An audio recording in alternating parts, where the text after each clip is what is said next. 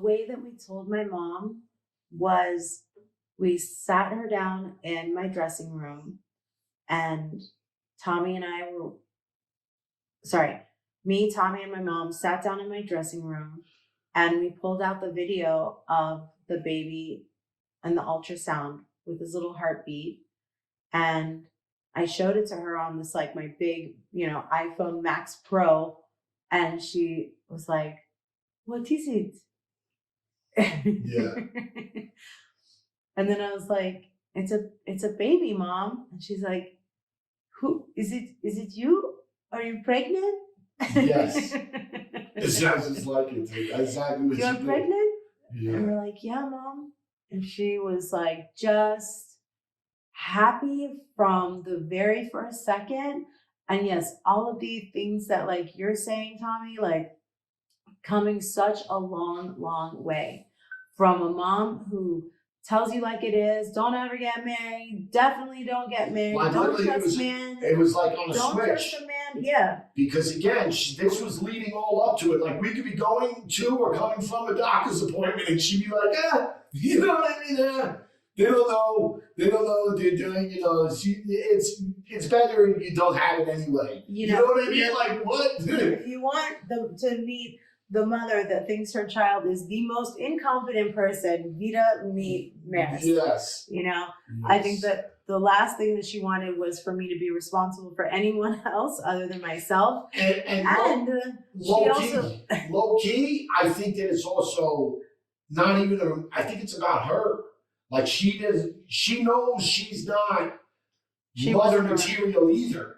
You know what I'm saying? Like, she knows, she gives you shit that you're not marriage and mother material. She's not. Like, you can see it with the baby. She needs someone else around, dude. Like, she doesn't know instinctively things to do. Like, she knows to feed it. You know what I mean? Like, is he hungry? I'll make food. But other than that, so I think she might have been putting her own shortcomings, as people do, onto you. Yes. You know what I mean? And and then, like, it was like, all right, it's coming. All right, now what? All right, that's it. Because you're right. You make a good point, because my mom was, in her life, she had me. My dad did a lot of the big work when I was a child. Yeah. As far as my dad was more of a mom when I was a child, right? Yes. And so my mom saw herself kind of dealing with her own personal stuff in her 30s when she had me, when I was, from birth till 8 years old and whatnot. So she probably which are real formative years, and she was kind of checked out during that. You know what I mean? She was going through a lot of stuff. Her own shit. And so it makes perfect sense that she would think, if I wasn't able to do it, why should I think that? Yes, because I don't think she could do anything. I was like you know what I mean? Like, she doesn't think you can do a lot, you know what I'm saying, without her instruction. So why would she be able to do this? Because I'm really not going to be able to instruct her. Like, she can't even change a diaper. You know what I'm saying? She's grossed out by it. She's grossed out by it. She doesn't know the process. She can't do it. She doesn't want to know. Yeah, so like, no, she's not like, come and teach me a diaper. No, so the same thing like you just said. She checked out from 0 to 8. Those are some pretty formative years. Right. But it's like, come back to me when you're 10 and I'll teach you about life. You know what I'm saying? But I don't want to get my hands dirty with the other, when you're not even in anything. You know what I mean? I think it might. Like, she don't like the babies. I think it was more like 0 to 12, because could be. I can see that too. Like I said, that makes a lot more sense. Like I said, I'm gonna check back in when you have to worry about woman shit. You know what I mean? And there was definitely a thing, but I totally get that, and I think that now she wanted me to only, now that I'm an adult and she couldn't help me from growing up, she didn't want me to be married because she didn't want me to fuck that up. She doesn't trust men, so she didn't want you to fuck me up. And here we are. Yeah. We are now pregnant. Yes. And it's happening. And she just felt like maybe a sigh of excitement and relief. Yeah, I'll tell you, whatever she did in that moment was very genuine. Yeah. It was probably one of the more genuine moments that I know of. Not to say she's disingenuous, but she's thinking a lot. Especially when the cameras are involved, she's thinking. You know what I mean? Like, she's trying to make sure she doesn't. Like, she's composed. She's composed. She's trying to deliver too. She's trying to knock a good scene out. She's trying to deliver. She's not just flying by the seat of her pants. And in that moment, that was really her flying by the seat of her pants. So in front of the camera, there was no, it was like, oh wow, that's a heartbeat, that's a baby. You're gonna have a baby? You know what I mean? It was just all 1 + 1 is 2 + 3. It was just like her, putting it all together. Yeah. Because she couldn't, you know what I mean? Like she didn't understand and she got to take it in all at the same moment. Yeah. And then it was like, wow, I can't believe it. We're gonna have a baby. And when I look at the reunion footage, and I'm so glad that we have that footage because we can always go back and we can show Shams the moments that we got pregnant and that we found out, and that your reaction and my mom's reaction, and the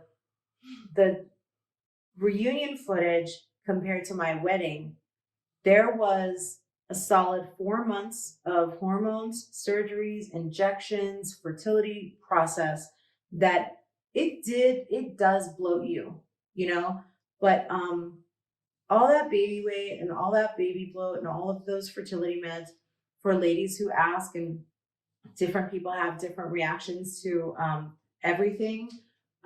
Shout out to Kourtney Kardashian, who I heard tell her mother that her fertility IVF process sent her into an early menopause, which I'm really interested in knowing the rest of that story, because she said that people are saying that she's got to be pregnant, and she's like, no, she just gained weight because of the medicine. Well, not to get too far off the beaten path about Kourtney Kardashian and her uterus. Yeah. Speaking of Shahs and Shahs, reunions and whatnot, you were on Jeff Lewis this week. You made the papers. Oh. Do you want to clarify anything what you were talking about, or do you feel like all that speaks for itself? Yeah. I just want to say one thing.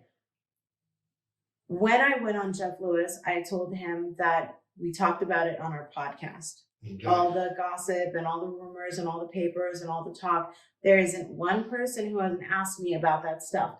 But you and I did a great job of addressing what we said, our words. So you talked about a threesome on the radio. You didn't talk about a threesome on the podcast. You don't have a Sirius XM subscription, so you're just listening to headlines. So I actually don't know if we were jokingly saying it was a Saturday night gone wrong. If Jeff said it, I don't know. I don't remember specifically what jokes we were making to make light of a good situation, like Persians and Irish people do. Okay. Note to self and everyone, don't just read the headline. If you really want to know, take it from the horse's mouth. All